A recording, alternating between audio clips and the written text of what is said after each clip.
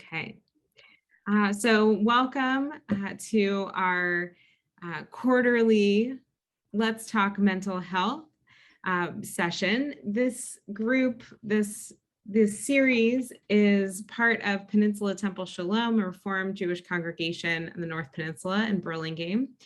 And we are a Jewish community that for the past about 6 years has been focusing in multiple different areas on mental health.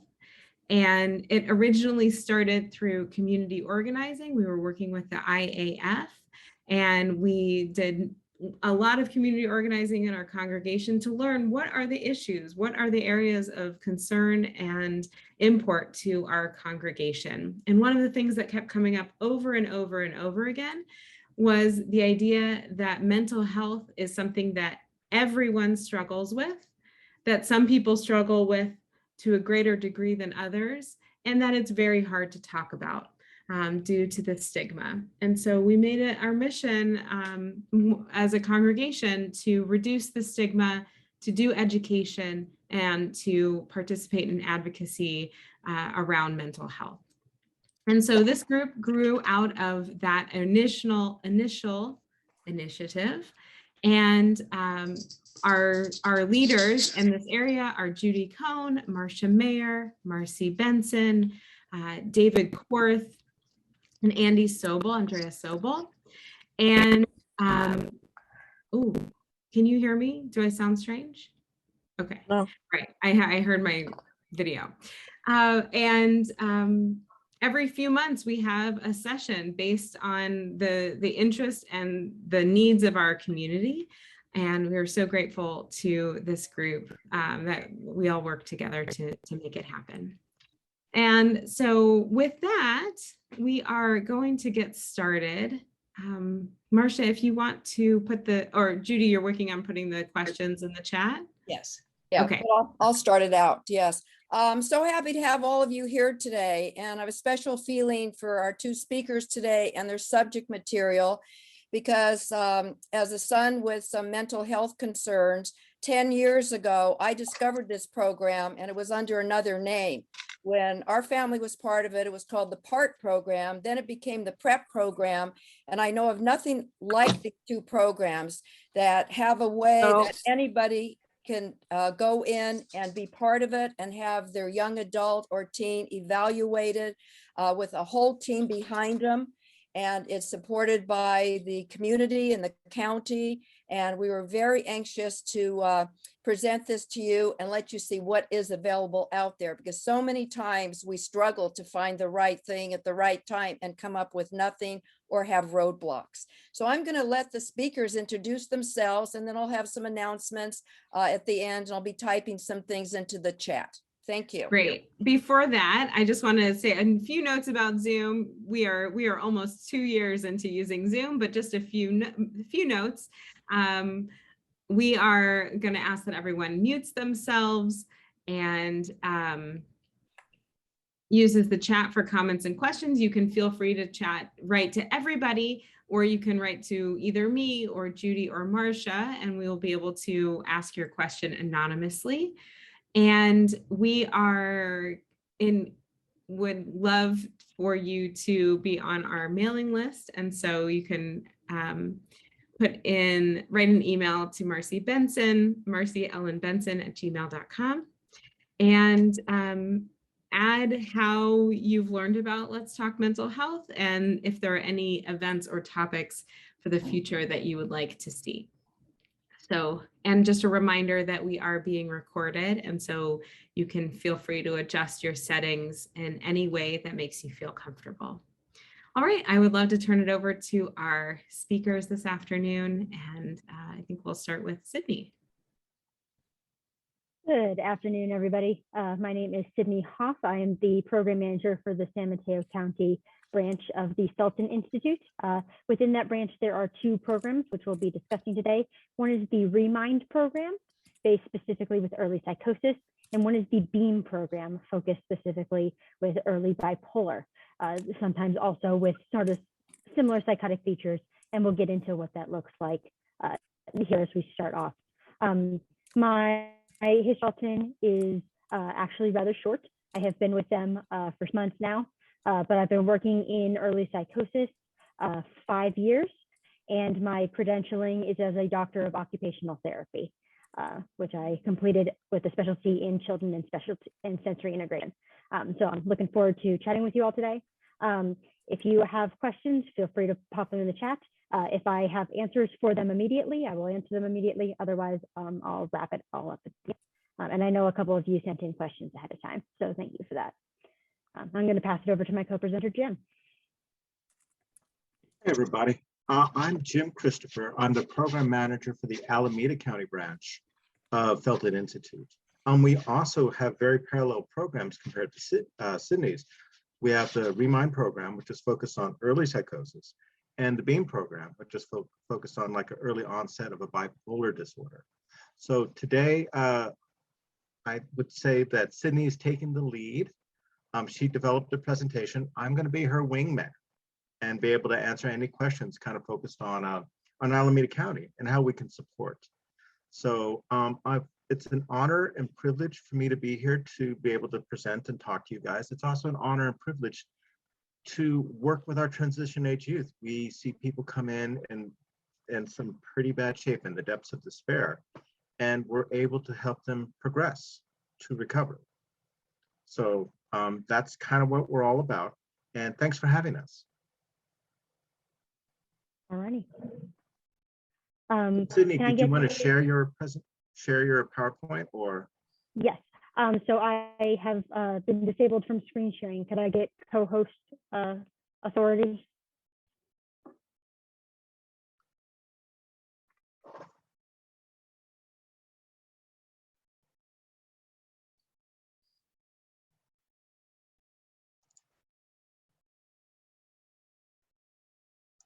Excellent. Thank you very much.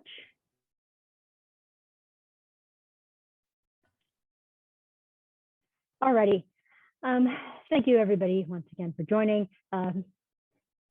Here at the Felton Institute, we're going to talk through a lot of the different things that you as community members would be able to recognize in the mental health of those around you, both those that are close to you, family, friends, kids, and those who you might just happen to bump into walking the stores or the shelves of your grocery. And so something that hopefully you'll be able to walk out with and translate directly into, those good noticing skills when we get back out into the community and noticing those who are struggling. So some brief intro to the program model that these particular things are based on. The Felton Remind program, again, as mentioned, formerly known as PrEP, specializes in the schizophrenia spectrum disorders, and then the early diagnosing and intervention of those disorders. Sort of how you look at a physical ailment, the sooner that you start getting intervention and start treating, the easier it is to decrease that recovery time. We think of it the same way in mental health. And we think of it sort of the same way as getting those checkups regularly that you would do for a physical, or if you're going into a sport, same thing should be happening for your mental health. And so we kind of provide that in a lot of different capacities. The client criteria, we have programs in 5 counties now, so we have been expanding greatly. We have San Mateo, San Francisco, Alameda, Marin, and Monterey. All of them have slightly different admission criteria, depending on which county is funding them and what population they are willing to fund. Jim has a comment on that. Yeah, I just want to let you guys know for Alameda County, our age range is 15 to 24.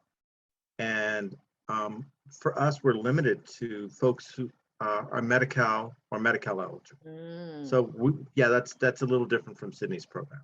And all this stuff just depends on how the county wants to set up the contract. So it sounds like they've been very generous down in San Mateo. They have indeed. Yeah, we have a slightly expanded age range going all the way up to 35. We have access to unlimited amounts of insurance or not insurance. So that includes Kaiser and Medi-Cal or private insurance. So anything you've got, we'll take it. And with Kaiser, the county sort of gives us a bunch of money and we provide services, but it doesn't get necessarily billed back to it until much later. And Kaiser doesn't have a contract with us. So if you have Kaiser insurance, it's just straight up free service, even though you have other insurance. The client criteria that we're looking for across programs is trying to look for that first break or early intervention. So within 2 years of that first hospitalization, or in some specific cases, that doesn't necessarily have to have a hospitalization, but it has that break with reality that would constitute a psychotic state. And we're going to talk about what that means as we go through here. Or you're experiencing just general symptoms. So this kind of has as we talked about, the schizophrenia spectrum, right? So there's things that would be classified as more symptom-based, like hearing your name be called when there's nobody else in the room, or seeing like a shape or a shadow figure just out of the corner of your eye and you look and it sort of disappears, versus more like a formed thing, like hearing a very clear voice talking to you about what's going on in your life or your day, or having a clear 3D full color image of a person, animal, or thing that you can see and interact with. And so we try to get at the earlier side, again, because early intervention helps us with decreasing that recovery time and increasing in functionality. And so overall, we try to do that as expediently as possible through a lot of outreach efforts exactly like this one. So once more, I'd like to thank you all for, being that forward-thinking bit of your community and getting out to this information to hopefully somebody who needs it, whether yourself or others. So here's sort of the kinds of things that we're looking for. With the BEAM program, it's focusing on the bipolar spectrum. So this is specifically the diagnostic criteria that we're looking for. This is not something that you absolutely have to memorize or anything, but I hope to provide some examples that'll make it more relatable. So we're looking for presence of at least 5 of these symptoms lasting over a period of time that's at least a week. Feeling happy or irritable, energetic, confident, sleeping less, like much less than you typically would. Like not sleeping for 3 days. Being more talkative than usual. Yes, exactly like that. When you'll recognize it when you see it. It's not just feeling happy, because we all feel happy sometimes, or sometimes we feel irritable. It's when it's off the charts, when you recognize it that it's abnormal. Yes. And as you look through this list, you might be thinking, well, in our TH population, they do a lot of these things. Like, my teenager stays up all night sometimes and, seems to never sleep at all. They're always bouncing off the walls and energetic. Sometimes they go from really happy to being very irritable at the drop of a hat. And so a lot of this is context dependent on knowing the person that you're talking to. Something that is very different from how they are. I always call it comparing themselves to themselves. You don't compare 2 completely different people to each other. You compare a person over their trajectory. If they're always, kind of that extroverted, center of the party, attention sort of person, and they're feeling happier or excitable, then that's just kind of how they are.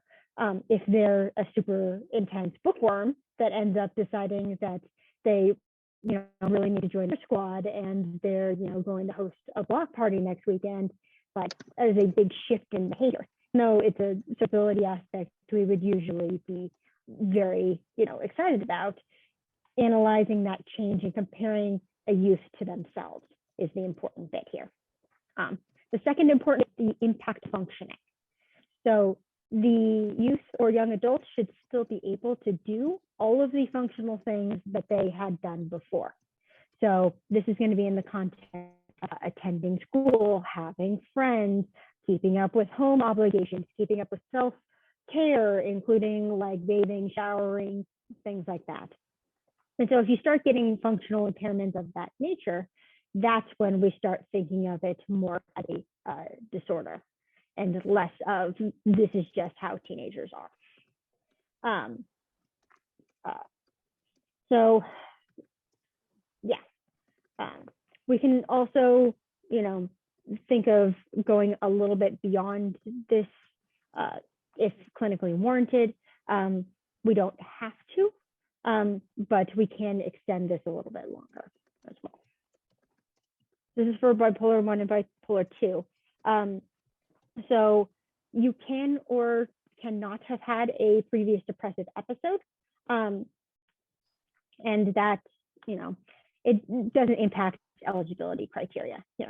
A depressive episode may look like feeling tired, guilty, helpless, hopeless, difficulty concentrating, sleeping less or more, eating more, and especially thoughts of death or suicide, or having a suicidal gesture or something of that nature, where we're trying to analyze why this is happening and try to get immediate support in, especially with those suicidal thoughts. That's more of the panic button, get some help right away sort of thing, instead of more of a wait and see aspect. There's a lot of, I don't necessarily want to call it misinformation, but sort of an old school way of thinking that, they'll just grow out of it. And that's not the way that we typically look at mental health these days. There's more of the catch it early, intervene early aspect to it, instead of just a hope it goes away. And so I know there's a lot of resistance and stigma around asking for that level of support, around trying to get those types of services, and even just not knowing, what is and is not something you can get support for and what that support might look like. So hopefully when you see this kind of thing, this will be something that can be supported in the future. So a couple myths and facts that are out there about bipolar 1 and bipolar 2 disorder. So myth 1, bipolar disorder is just another name for mood swings. It is absolutely not. So these symptoms of an actual disorder are longer, more severe, have the impact on that functioning that we were talking about before, like job, home, being a student, things like that. If you're just having mood swings, sometimes it has a quicker oscillation, and you just feel bad for a couple of days and then things go back to normal, or you'll go from one end to the other, but you're able to lead other aspects of your life. The disorder is where you have a much more function. Step 4 from depression to mania and exhausted. The average bipolar patient will be depressed more often than, and they won't shift super quick. There are some people who do, but that's very atypical. The shifts can take weeks or months at times. And so sometimes it becomes harder to diagnose bipolar when you meet somebody in the middle of their depressive episode and feel like, oh, they're just depressed. Well, there's another mood component to it that, makes itself heard over time. And myth number 3, when people are in a manic phase, people with bipolar disorder are very happy. So the erratic presentation, the bouncing off the walls, having creative flow of ideas, they may talk about things as if they're the greatest thing in the world, and they're really excited. And, especially if they're coming out of a depressive phase, like this can seem like, a 180 and all these good things are coming from it, but it usually does not stay that way. Usually comes edgy, irritable, all of these ideas that they've got in their head sometimes feel crowded. It can lead to a lot of frustration with the fact that things aren't getting done the way that they see them in their mind as the mania progresses. They start to lose control of the order that you need in order to make those kinds of things happen. So if you have, this idea of how you're going to do something, you got to logically plan it out. And that logic and the ability to slow down your thoughts and plan it isn't there with the mania. And that can quickly be just disorganizing and frustrating. So, other side of the coin is psychosis. Psychosis in general is not a disorder, but a set of symptoms. And so you don't get diagnosed with like psychosis as the label here. And it's more that these type of symptoms can appear in a wide range of mental health disorders, including schizophrenia, schizoaffective disorder, schizophreniform. There's an early bit, a more formed bit. There's lots of different bits on the spectrum here. But they all have in common this loss of contact with the consensual reality. And I call it the consensual reality because this is more of the reality that most of us agree is happening. Like the sky is mostly blue, the water is wet. We happen to be on a Zoom call right now. We're breathing oxygen, things that we can generally agree are happening, real in our consensual reality. This break from that would be if somebody believes something that the vast majority of others would say is outside of that. So if they see something that nobody else sees, everybody else would look at that spot and say, hey, there's nothing there. But if they do have this perceptual or thinking difference, that's when we start to question that, and we question it to build insight. And insight is the biggest component to that. So this insight component is the ability to not believe 100% everything that we're seeing, hearing, feeling, and experiencing, and to sort of reality test what's real and what's not. So if somebody who's seeing a shape in the corner, goes and asks, their friend nearby, hey, do you see that? That's when they're reality testing. That's when they're trying to build that insight. So the next time they see the shape in the corner, their friend has already told them, hey, I didn't see anything there. So like, maybe that isn't exactly there. Maybe that's just in my mind. And that building of that insight is the key bit to early intervention. And it prevents that complete loss of contact with reality. Well, Sydney, we had an interesting question in the chat. Can we touch upon the differences between schizophreniform, schizophrenia, and schizoaffective disorder? Do you want me to take that one, or you want to take it? Yes, please. Technically, with my licensure, I cannot diagnose. Schizophreniform is really kind of the start of the schizophrenic symptoms. It's where you're showing psychotic symptoms for over a month, but less than 6 months. So it's not fully formed. So I actually see quite a bit of that. We had a client that was having a psychotic reaction in, say, July of last year. When he came into the program in August, he was displaying his symptoms for over a month, but it was less than 6. So the diagnosis of schizophreniform is for somebody who's had psychotic symptoms for less than 6. Full-on schizophrenia is where you meet the major criteria. If you're looking at the DSM-5, it's the major criteria of hallucinations, being grossly disorganized, it not being explained by other disorders. Like when we're diagnosing somebody, we really have to examine whether or not this may be caused by, say, drugs or a medical disorder. I had one client who had some pretty severe head injuries when he was a bit younger, a couple years prior to the onset of schizophrenia. That one looked very much like it was probably caused by the brain injury. So it kind of depends. So schizophrenia is that grouping of not only hallucinations, but also, and Sydney has a really good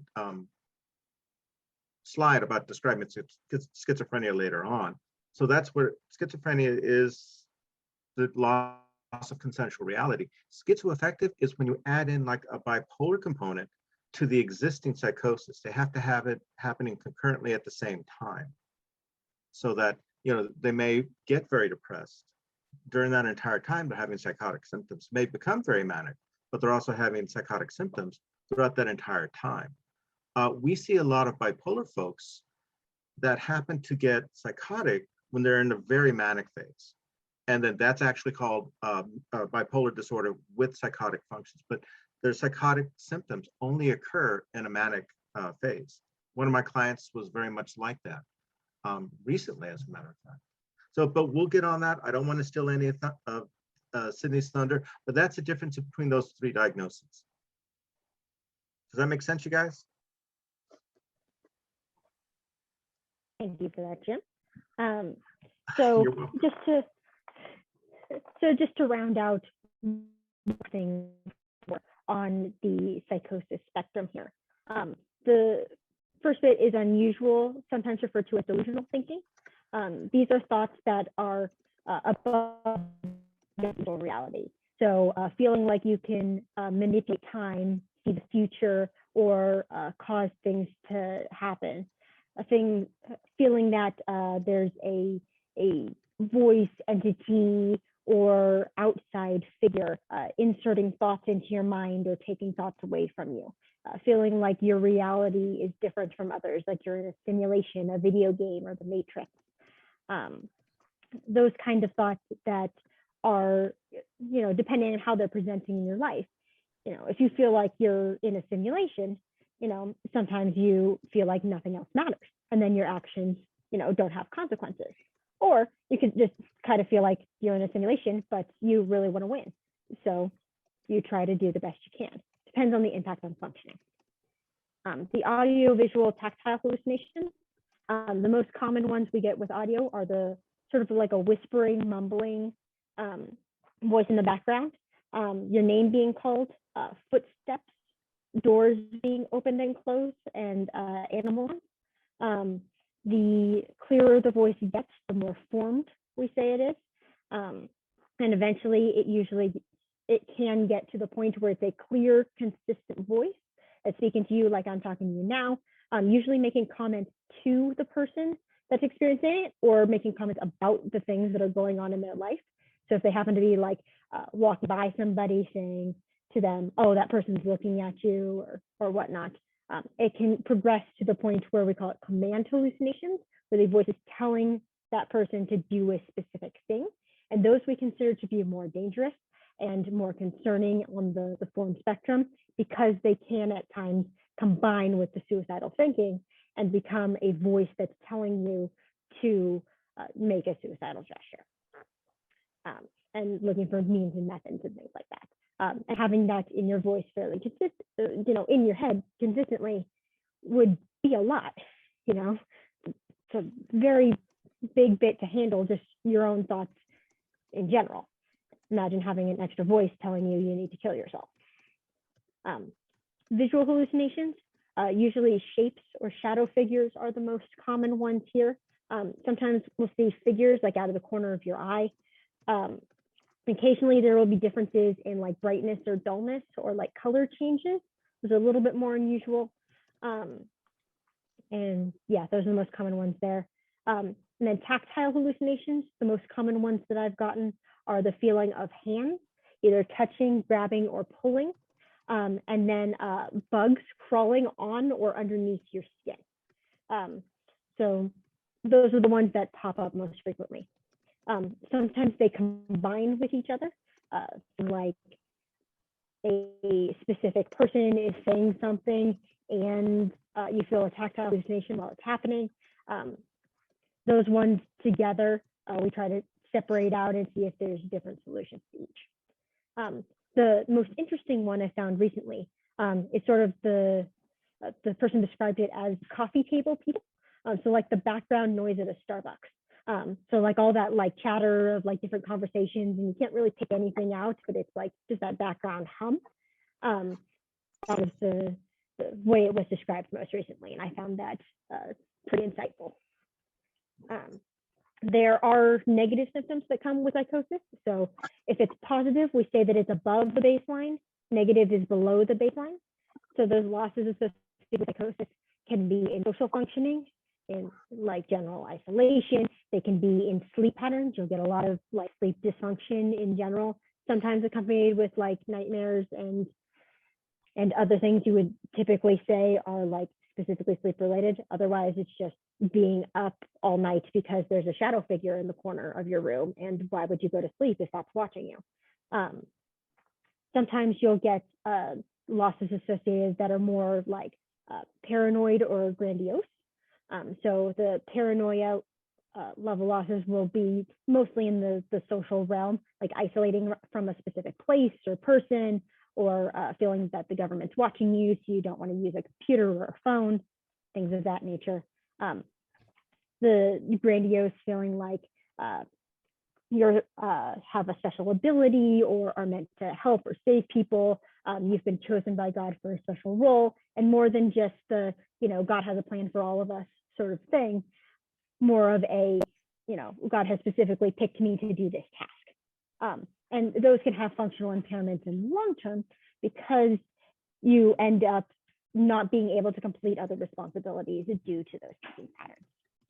This can lead to very, disorganized thinking and other cognitive impairments. Imagine if a voice was constantly talking in your ear, would you be able to focus on your math lecture? Like, no. It's going to be really, really difficult. If you're trying to, take a standardized test or fill out an Excel sheet for work and there's a shadow figure in the corner that just keeps moving back and forth and watching you, no, it becomes exceedingly hard to focus through those kind of things. So you'll see some disorganization sometimes ADHD-like symptoms, and other things of that nature. So in the olden days, we used to have a lot of the schizophrenia spectrum sort of stuff get diagnosed as ADHD or as autism, because it wasn't drilling down to exactly what the sensory aspect of it was. And so it would be, autism if they have like a sensory aversion to a specific thing. Well, no, it's because they're hallucinating tactile hallucinations. That's why they don't like touching things. Or they're ADHD, they're not paying attention in class. No, it's because they see a shadow figure in the corner and they're hearing a buzzing in their ears. That means they can't actually hear what's going on in the classroom. So drilling down into that is one of the things that we specialize in. So some of these unusual thinking is telling the real from the imaginary. Sometimes they can't tell what happened, if it was real or in a dream. Usually right on waking up, that's not an uncommon experience of like you wake up from something, you're like, oh, did I actually turn off the stove, or things like that. But as time goes on, and you wake up and start your day, it should start to separate out of, oh, that was just a dream. And sometimes when you have a distortion between what's real and imaginary, days later, you still have confusion about it. Ideas of reference, like thinking ads on billboards are trying to send you a special message, or that the universe in general is conspiring to give you a certain sign or symbol or something of that nature. Radio or TV's talking to you. Each song has a special meaning meant specifically for you. Yep. The most common one I'll get with that is the types of songs that are playing on the radio or the types of ads that are popping up in TV. Are specifically related to a thing that the universe is trying to get you to do. So the song may be, a sappy love song about going back to a former boyfriend or girlfriend, and then that was trying to tell you specifically you should call up your ex, that kind of stuff. The next one here is the preoccupation with the supernatural, like telepathy, ghosts, UFOs. And there's a lot of like cultural significance, especially around ghosts in the afterlife. So we're not talking about like commonly held beliefs in a family group. We're talking about like dropping everything to go, ghost hunting for 6 months and leaving behind your apartment and your job to go do it. The other thing is reading other people. Yeah, sorry, go ahead. Yeah, I had a client recently who was staying up all night because she thought witches were haunting her. So she wouldn't go sleep at night. That caused her to miss school. Sorry, Sydney. Yeah, no worries. That's exactly the type of stuff that we would be on the lookout for. And then the last thing is more of the paranoia, suspiciousness, feeling you're being conspired against, followed, talked about, wronged, or persecuted. Sometimes this has a basis in some events that actually happened, especially a traumatic event, like you were walking through a neighborhood and got mugged. And now you feel like every time you're, out at the same time of day, you're being followed by those people. So if it's related to a traumatic event, that's a slightly different thing from outsiders that all believing a delusional thinking pattern. Yeah, and we have to be careful to separate that out from, again, Sydney makes a really good point. You have to separate that out from reality, because a lot of times our clients are looking a little bit different than they used to before, and they're going through their neighborhood, they may be talking to themselves. Maybe other people are looking at them. Maybe they are talking about them. So we have to separate out whether or not that's reality or suspiciousness. So we have to be pretty careful when we're doing a diagnosis. Auditory, visual, and tactile. Again, we talked about the hallucinations being on a spectrum and increasing intensity. Auditory, whispering, mumbling, name called. Visual, more of the things in the corner of your eye, vague figures, shadows. And then the tactile, tingling, bugs crawling, hands grabbing. All of these can increase in intensity. You might feel like light tingling on your hand and be like, oh, that's kind of weird. But then it might be a persistent thing, or happening all the time, or happening when you're really stressed out or in the middle of important presentations such that you can't, focus and function. That's when we focus on that. Yeah, and just also to make it clear, usually it's the auditory ones that are the most common. Visual are less frequent. Tactile is 1 out of 10 maybe. And we had a question about olfactory. Now the olfactory one's pretty rare. Yep, they are indeed. The only ones I've run into have been trauma related, like smelling the cologne of abuser, or things of that nature.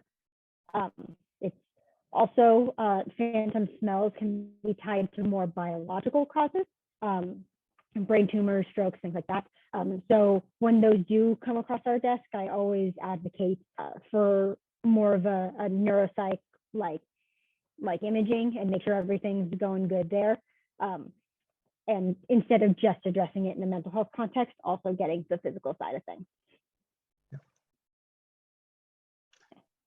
Well said, Sydney. Thanks. So other losses we want to focus on. Some of these can be really hard to treat because they are not specifically targeted by any medications, or the vast majority of medications.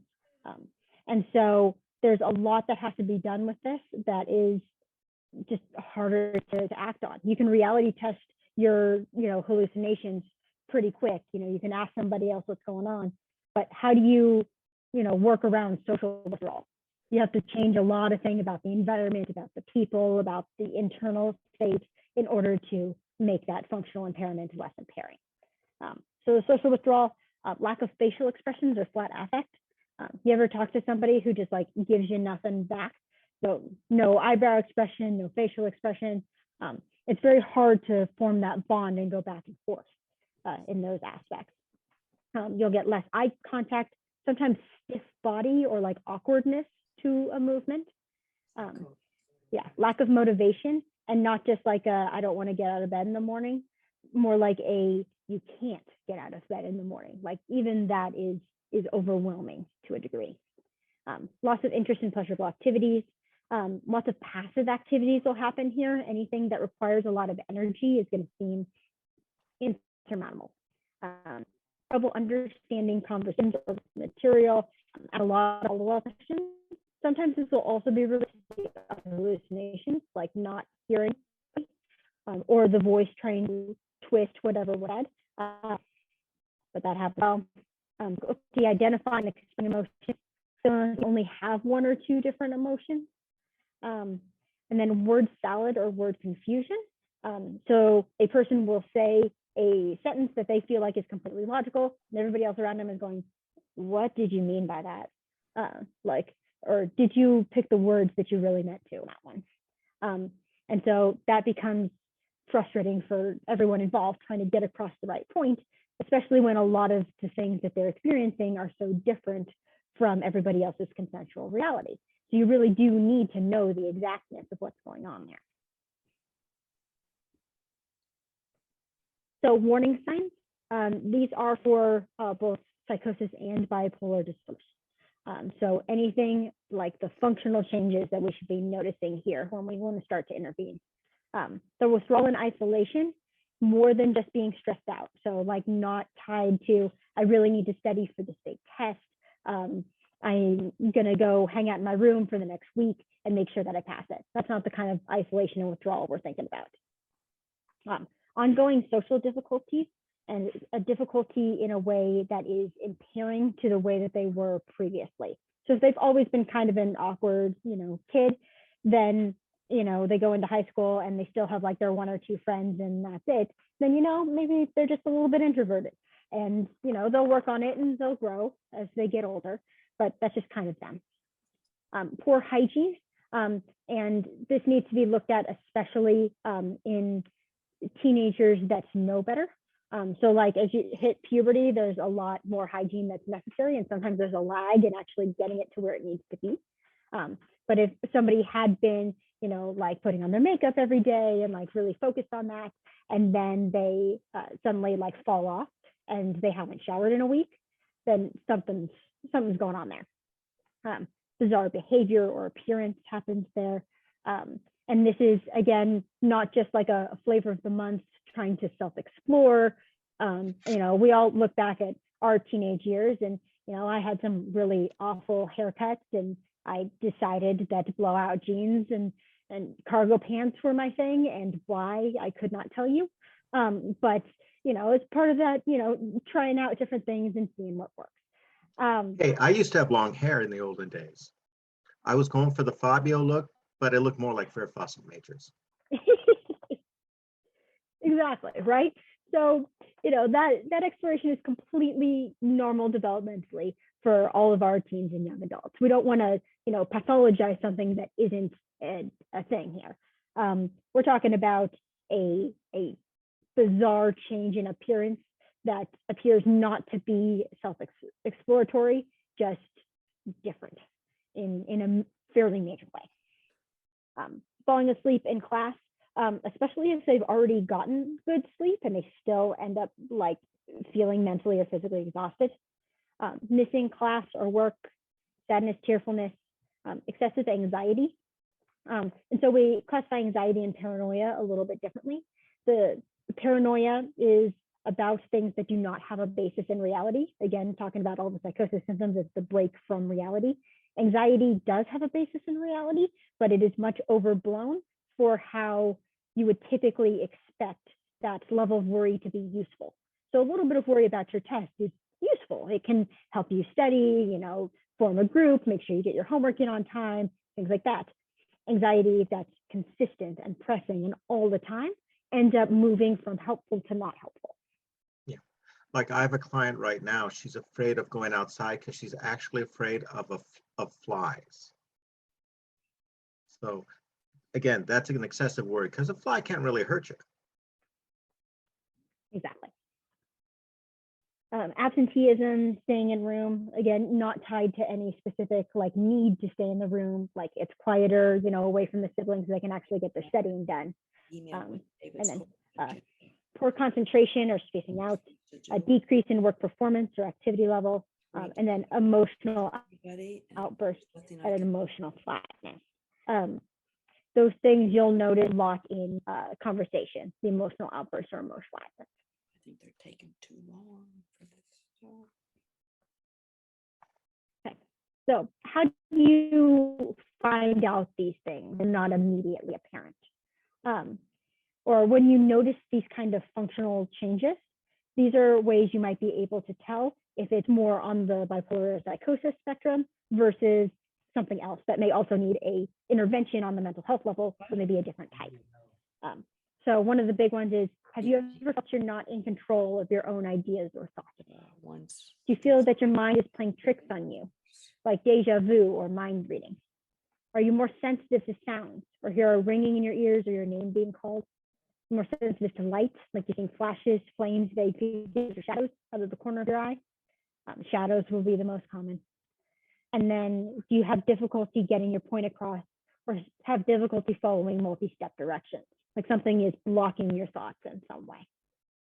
And these will get you to the basics of whatever might be going on if it has a psychosis spectrum to it. If you do not feel comfortable asking these kind of questions, like it's somebody you only know in passing, or you know, there's some other stigma or barrier in your way, don't feel like you have to. You know, it's more about having the information, being able to, if you feel that that's right. So some psychosis myths and facts. Myth number one: people with severe mental illness like schizophrenia are usually dangerous and violent. The opposite is actually true. They are more likely to be the victim of violence than they are to be violent themselves. Those suffer from psychosis, such as schizophrenia, are frightened, confused, and despairing. You'll find much more internal preoccupation. Like if you're, you know, it's all up in here.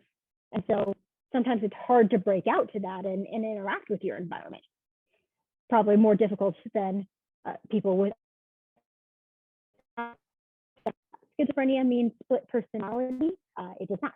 Multiple personalities is a very Hollywoodized thing, and it's not even an actual diagnosis. The actual diagnosis is dissociative identity disorder, and it is exceedingly rare. Like in my 42 years of working in this field, I've seen it twice. That's it. Yep. and usually related in some way to childhood trauma. But yeah, very, very rare. And then early psychosis and schizophrenia are not treatable. When you hear the term schizophrenia, a lot of people get a very concrete image of this permanency to it. Like, you have schizophrenia, you're always going to have, this level of schizophrenia. The answer is, while there's no cure for schizophrenia, there is support for the functional impairment and the symptom side of schizophrenia.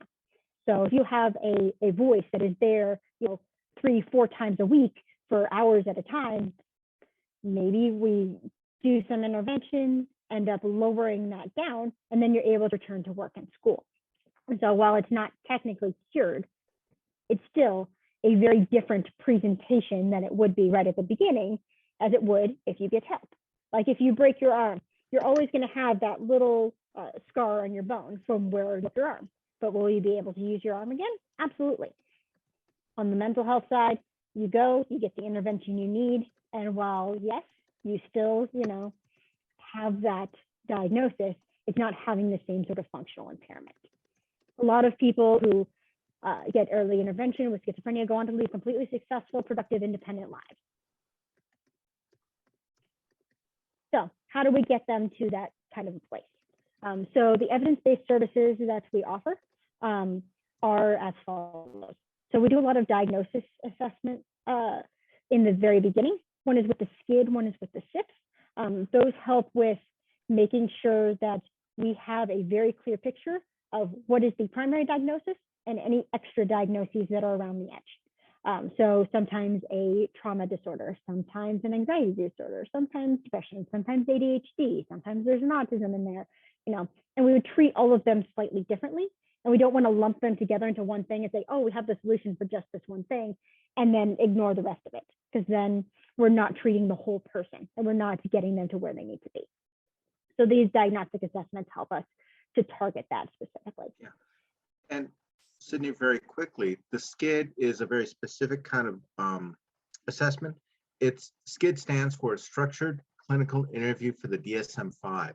We quite literally go on down the list of all the diagnoses and symptoms that arise in psychosis, mood disorders, and all that kind of stuff. And we ask very, very specific questions to identify whether or not they meet the criteria for each one of those symptoms. And we do it in a very structured, clear way. We come up with a much clearer diagnosis. Medications and treatment are often dependent on how clear we have our diagnosis. So again, Felton prides itself in making sure that we have the right diagnosis. Somebody walks into the hospital, a lot of times a doctor says diagnosing with what they see. We try to get, in this situation with the SCID and SIPs, we try to get their history and really drill down on what the actual diagnosis is so that we can have the appropriate treatment. That's kind of what we're all about at Felton. Absolutely. That appropriate treatment may be the next line down, the individual psychotherapy. Primarily used is called cognitive behavioral therapy for psychosis. It focuses a lot on analyzing and reality testing and building that insight that I was talking about earlier, that ability to differentiate what is real and what is imaginary. So it builds on a lot of skills with that and helps sort of do a lot of education on what kinds of signs and symptoms the clients themselves will see versus what kind of functional impairments those will have in their life, and bringing it together to use the skills that we teach in order to solve the functional impairment. We have psychoeducational multifamily groups because we focus on the TAY population, and they are 14 to young adults. They need their family support. Lyssna på en you would lyssnar in på ett möte. Sorry, that's a little loud there. The family support is absolutely essential. You would never ask a 14-year-old, honestly, to do almost anything aside from their chores, and then you're going to ask them to try to solve their voices on their own. No, this is not how we're going to go about it. And plus, most of our clients are living with their families.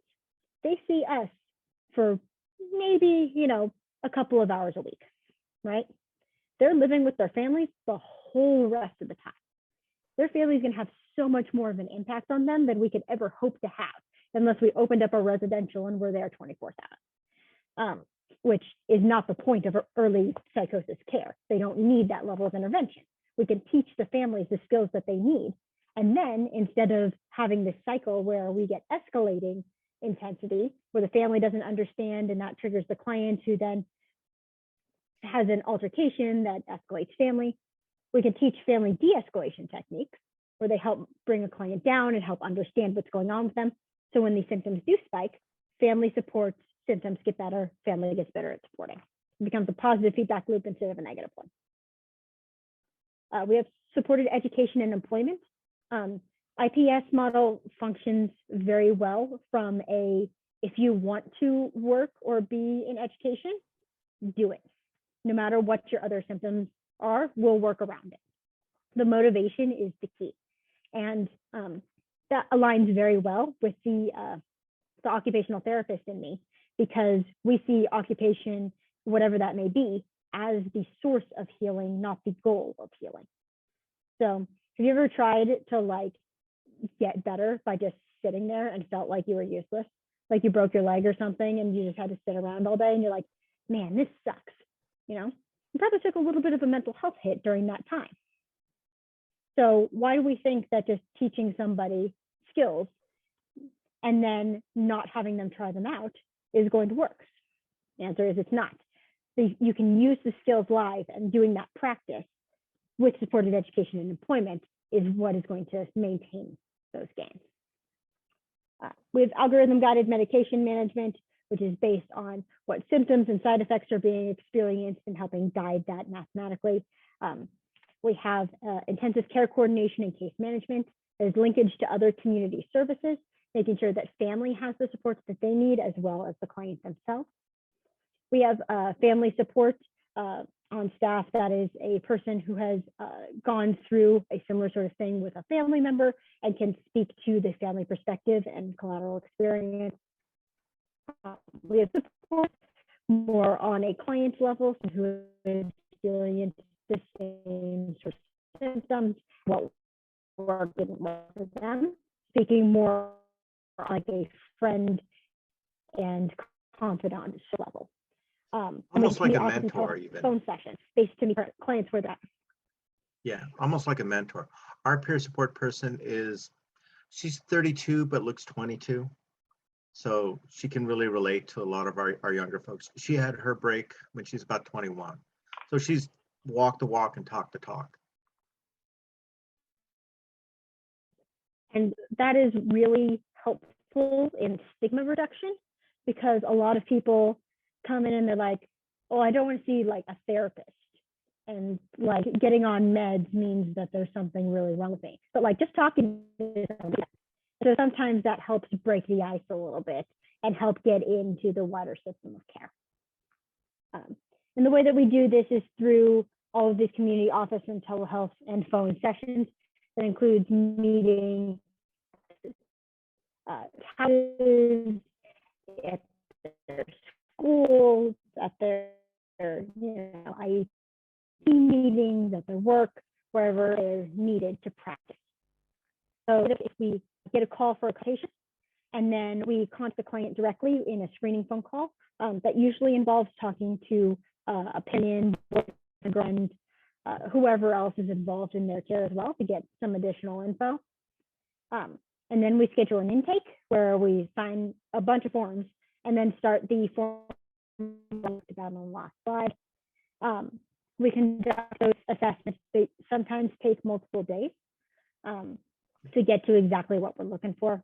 And then we have a feedback session where we take the client and all of our data, and this is what we think is going on, and this is what we think is going to help. And then when we come to an agreement with the client, we put it on a treatment plan and then start those intensive services.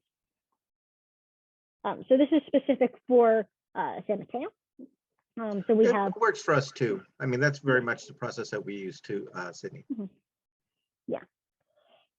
So the team over here is going to be specific to San Mateo. Just ignore the names when thinking of Alameda. So we have, yeah, we have our therapist, including a new therapist, which is starting at the end of the month. So we are adding to our team all the time. Supported education, family support, peer support, nurse who runs our medication, and then our admin, Rod, who literally keeps us all organized and able to do our jobs. Without him, I don't know if we would last a day. Everybody knows the impact Rod's of a good great. admin. Yep.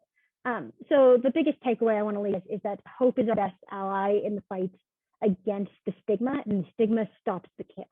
When families first hear about the schizophrenia diagnosis or bipolar disorder, it's kind of like a mini death, that there's this picture of where your kid was going to go and what they were going to do and how you were going to support them, and you're going to be there for all these milestones. And then this diagnosis, in a way, kills that image that you had in your head as a supporter. And so a process that we help rebuild that new hope and future, like what it looks like now. And it doesn't really have to be that different. And that's why we do all these presentations with the stigma reduction and, getting access to care. But we show that it doesn't have to be, as doom and gloom as it's been portrayed in the past, especially with the early intervention model. The science is on our side with that early intervention. Early intervention is the best chance at growth and recovery. Yeah, we just had a client that graduated high school after being in the program for 2 years, and she was accepted at 8 nationally known universities. She's chosen to go to UC Santa Cruz, and she's leaving the program. And so she is being linked with their counseling services down there. And I have the honor and privilege in seeing a lot of people recover and succeed and go on and move on with their lives. It's not guaranteed, it takes a lot of work, but that's always my takeaway for hope.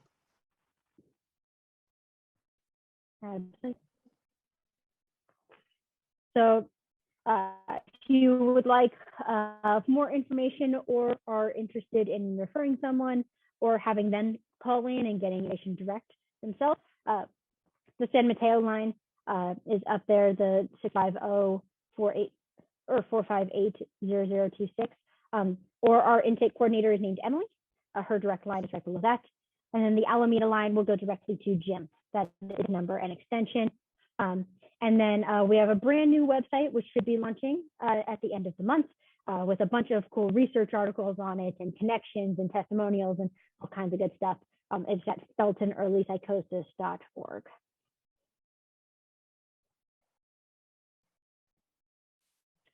Cool. Thank you. Yeah, that's it for me. Wonderful. Let's check the chat for questions. Yeah, so there were quite a few questions that came through, and Jim did a lovely job of answering them. And I know that Marcia and Judy just added a few more into the chat. So Marcia and Judy, do you want to do the Q&A or would you like me to do it? Oh, you're muted, Marcia. Happy to have you do it. Yeah. Okay. Yeah, Okay. Rabbi Delson, go ahead or Judy, and read off the few that are there. That'll be fine. Great. So the first question that we have, I mean, there are quite a few questions. And so if anyone who put their question in the chat would like to have some more conversation about it, you can either message me directly and I can restate the question, or you can jump in, unmute yourself and do that. But one of the questions that we had to start was, what have been your most surprising findings in the work that you Jim and Sydney are doing? I think when I came into this, I expected a lot more like randomness and unexpected things, actually, but it ends up being very regular. There's a lot of the work that we do that honestly could probably be manualized. And everybody, well, also everybody always thinks that they're the only one. It's the most common thing in the world for people to come into intake. And the coffee table people example, I got that a couple of years ago from a client, and then somebody else came in just a couple of weeks ago, and they were like, oh, it's like this like overlapping like voices thing. I'm like, oh, like the coffee table people. And I explained it, and she's like, yeah, that's it. How did you know that? And I'm like, well, because other people have described the exact same thing, and this is how they described it. And it was like, it's always mind blowing for people that there's this unique experience that nobody's ever understood, but that somebody else totally got it. And so I found it surprising that they were surprised, but now I get it. Like there's an isolation to talking about these kind of things and admitting that this is going on with you. And so, yeah, I'd only known it from a textbook version before, and now like seeing real people, I'm like, okay, now I get it. Yeah, right. And I'm sure that goes a long way in reducing the stigma for those families who come in too, knowing that someone else has experienced something similar before. Absolutely. Yeah. Jim, do you have anything that's surprising to you? For me, one of the things in doing some of this research, I found out that and I've got a couple of clients who are not quite the full-blown psychosis. They're having a lot of what's known as prodromal symptoms, those early stage things. And interesting finding to me in doing this stuff was that 25 to 40% of people who are in that age risk group, the 15, 16-year-olds starting to show symptoms, only 25 to 40% move on to full-on psychosis. That means 75 to 60% resolve it with their developing brain.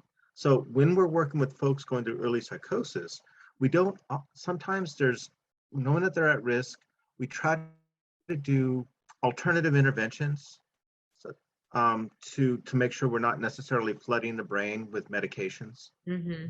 So that's one thing. Medications are powerful, medications are very useful, but they also have pros and cons. So we're very cautious in how we prescribe medications. Thanks. Thank you. But and again, part of that takeaway is that there is hope. Somebody going through early stages like psychosis can completely recover. Wow, interesting.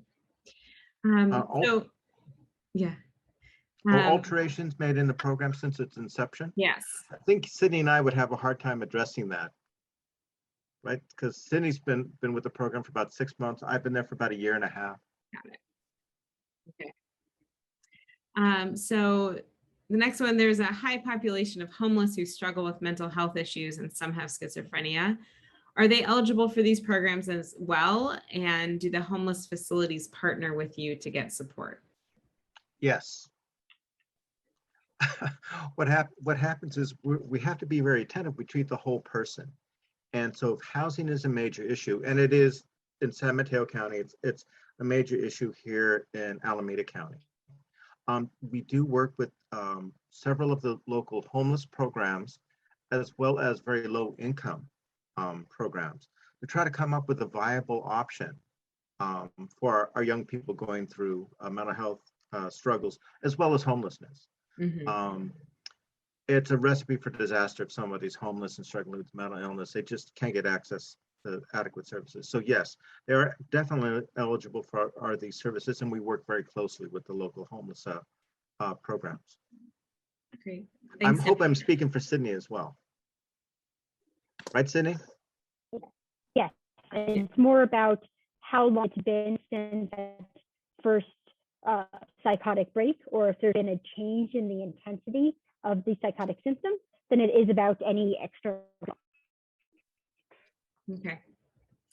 All right, so Judy put a question in. When a program is completed, is there any follow-up or resources for the participants? Do you want to take one, or you want me to do that one, Sydney? I got this one.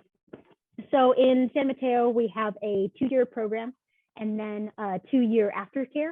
So that aftercare grant focuses on anything from just like a once a month like check-in to like fairly intensive services going on for the duration until you hit the 4-year mark. At the 4-year mark, we partner with either other community agencies that kind of do the same thing as us, but just for slightly older clients, or we partner with their school and work sites in order to have accommodations so that they can transition just to community supports and without the need for another care provider for their mental health, depending on what symptoms they're experiencing and what supports they currently need. Sometimes you're doing, perfectly well functionally, but you have that to be due to a medication. And so we have find somebody who is willing to prescribe long term. And so those resources to that.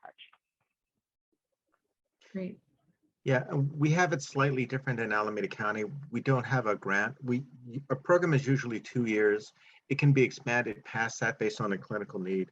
In general, the expectation for our program is that when we hit about the 1.5 year mark, we're starting to transition them to other services. And if we're successful, my goal is to make sure they transition to a lower level of care. If they need ongoing medications, we'll link them to the local medication clinics. The one woman I mentioned who's graduating and going to UC Santa Cruz, we linked her with the UC Santa Cruz counseling center. And so it just depends on the level of need.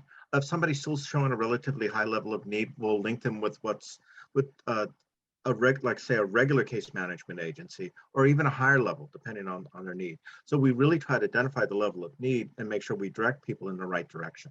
Okay, great. So this is a more general question, a little history. What was the motivation for starting this program? I don't know the history. I wasn't there back then. You were just a kid. Well, let's see. Felton actually has been around since 1889, you guys. 1889. It started in San Francisco, working with really kind of poor folks who needed social services. And then it actually was around to help with the 1906 earthquake. Once it's actually UC San Francisco was developing some of these interventions back in the early 2000s, and we're looking for a partner to work with to try to roll them out into the community. And so Felton said, we'll do it. And so they rolled it out starting in about 2008. I think 2010 was the very first program in San Francisco for early psychosis was in 2008. They started the Alameda program as one of the first programs outside of San Francisco in 2010. So since then, the early psychosis movement has been growing, and so it's been expanding. So at this point, Alameda Felton has got 5 early psychosis programs around the 5 local Bay Area counties, and I'm kind of on regular contact with other agencies that are doing early psychosis in other counties around California. So I know that it's an expanding service. They just set one up, I think last year in Napa County, Sonoma County, and Solano County. So those are programs that had just started. And every once in a while, I'll get calls, from somebody in, I don't know, what was the last one? I know that there's a new one starting up in Sacramento County. UC Davis put together a whole program to support programs up that way. Lake County was a relatively new one. So early psychosis, it's recognized as a model for really effective prevention of the really debilitating effects of early psychosis. So so it's expanding, and I don't know all of the resources in all the local areas. They're constantly changing, but it's always worth it to call your access line in your local county to find out what the local resources are. Do people know what the access services are? No. Okay. It was mandated a number of years ago in California that each California county has to have what's known as an access line. Rather than a person having to go shopping for a mental health program and calling all these different programs, there's usually a 1-800 number associated with each county where it's a one-stop shop. So the access line here in Alameda County knows and have access to all the 700 different programs throughout Alameda County, and that they can direct people to the appropriate program. So I get probably, 2-3 calls a week from the access line, and they're getting people coming in asking for services, and they direct them to me. But it's also not unusual for them to direct them to other programs. It tries to be a single clearinghouse. And each county is supposed to have that set up. Sydney, do you know yours in San Mateo County? I don't have the number memorized, but I can look that up pretty quickly here.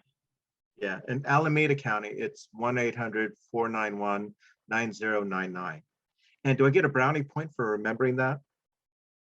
That is impressive. Thank you. I just want a brownie, I think. All right. In San Mateo, it's 800-686-0101. Yeah, because I'll get calls from like, for somebody saying, listen, I've got my 7-year-old daughter is having some mental health issues. Can you help us? And I'm like, unfortunately, no, she's outside of our age group, but please call this line and then they will be able to direct you to the appropriate facilities. Right. Thank you. So another question, what is the percentage of relapse, and when that happens, what happens when and if they do? I just had to do a report on this, actually.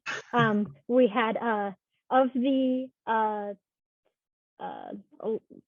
78 clients that were served last year, we had 3 that ended up going to the hospital. And so in the year, 3 divided by 78. So a relatively small number, especially during COVID, when we were seeing a high number of suicidal thoughts being disclosed, everybody being in close quarters with their family, no social contact, no ability to get outside, really like escalated the amount of symptoms, but they weren't going to the hospital as much. There's a lot of different theories on why that was, and the data is still being analyzed. But overall, the hospitalization rate is relatively low. I think it's partly because we are focusing on early intervention. And so the clients that we get sometimes have just had one hospitalization and we're able to prevent futures, or they have never been to the hospital before. And that works a lot in our favor, because early intervention is a greater indicator of stability than almost anything else. Get the help early, it works. Great. Yeah. Yeah. And then we're increasing our census for this year. So Beam has a contract for 30 participants. So we hope to have many more people that we help prevent from relapse. Yeah. And what the other corollary to that question is, what do you do when clients relapse? We know that it's part of the process. We continue to support them. We try to use that as a teachable moment, so that, what did you learn from that relapse? Maybe medications are effective for you. Would you consider a different path? So yeah, we don't give up on somebody if they have a relapse. We stick with them. Okay. Right, Sydney? All right, so just a few more here. How can non-clinical supported employment programs access and support these younger populations effectively?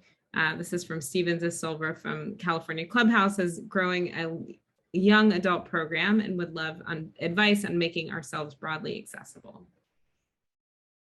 I've got a couple of ideas for this one. One is specifically for the populations we're working for. They need a clinical team behind them. And the first step to getting that clinical team behind them is reducing the stigma.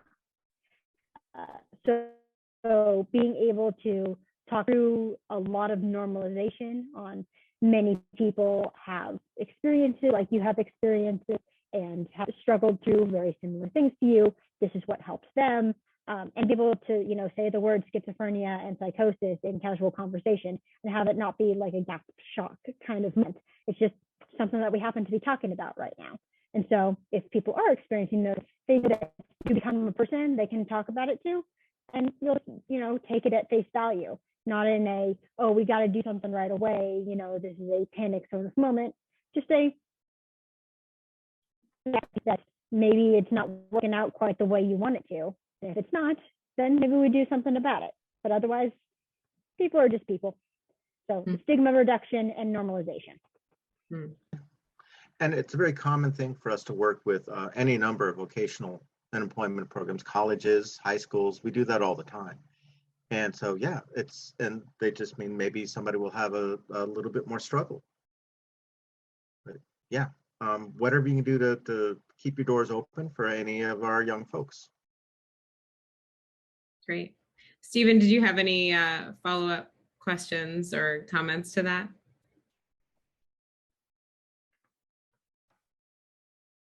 Thanks. I think you would also benefit maybe from a little more direction into actually how do we get these populations to hear about California Clubhouse, or maybe have more clinicians recommending our services.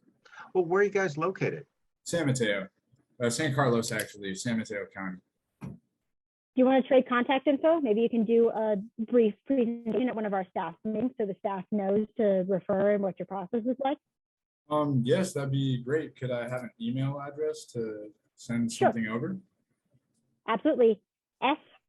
f@felton.org. So like my first letter of my S first name, and then at Hoff, last name. Felton. Mhm. Oh, S Hoff? Yep. Okay, S Hoff Super. at Felton.org. Yeah, when they make us set up these emails, they make it very unimaginative. It's our first initial and then the last name, then at felton.org.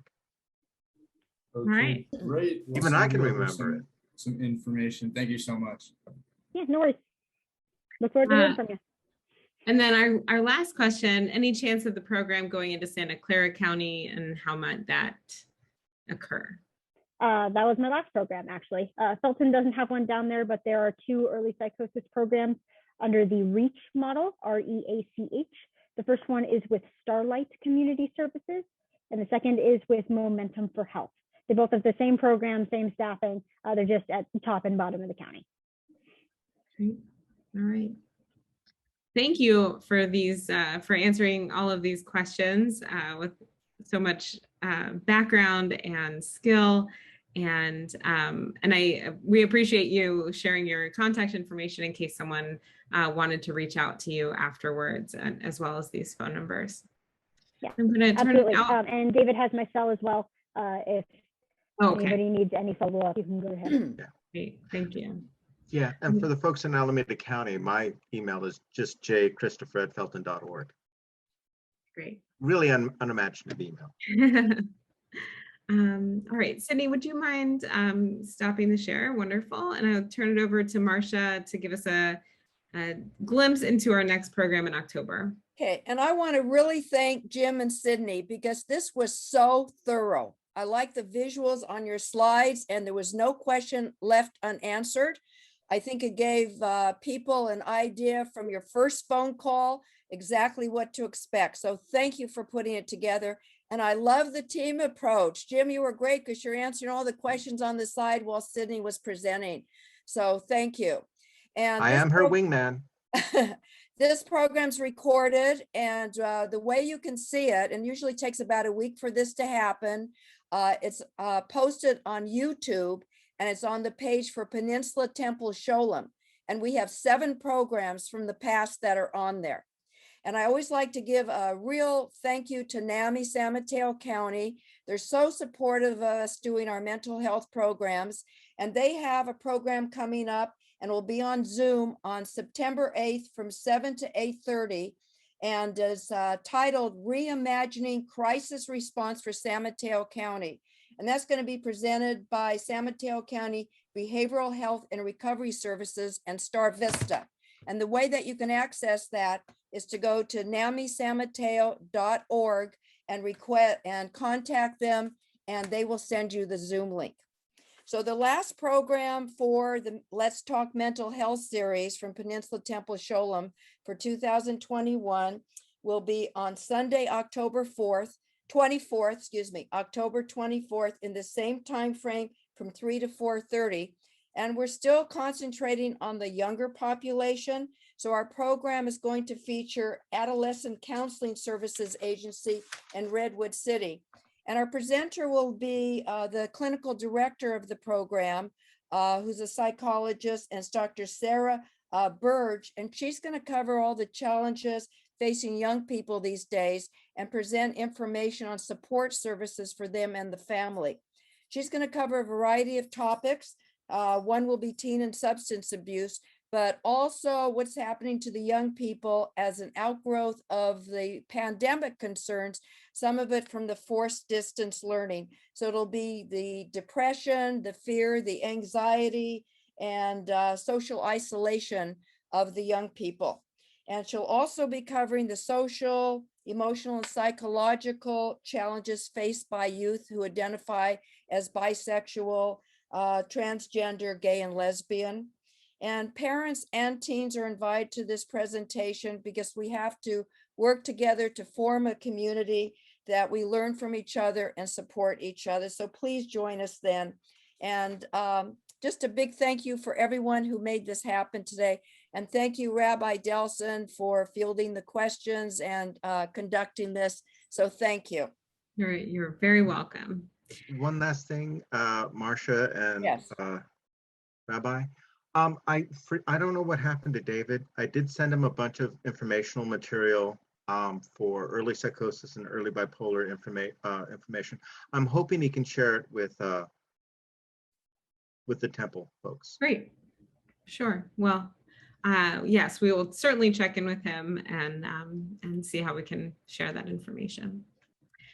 All right. Well, just a few closing words before we sign off. We are in the few weeks leading up to Rosh Hashanah and Yom Kippur, our Jewish high holy days, where we hear the sound of the shofar, which is the ram's horn that is supposed to wake us up to the moment. And whenever we speak about mental health and mental wellness, we have to think that this is a moment where we can focus inward and where we can focus outward, and particularly raising our heads up to the idea of reducing stigma and allowing for families to get the support that they need at any level. So thank you all for joining us this afternoon, and so much appreciate to you, Sydney, and to Jim. So I'm going to sign everyone off, and thank you all very much. Bye. Thanks for having us. Thank you. Thank you. Superb.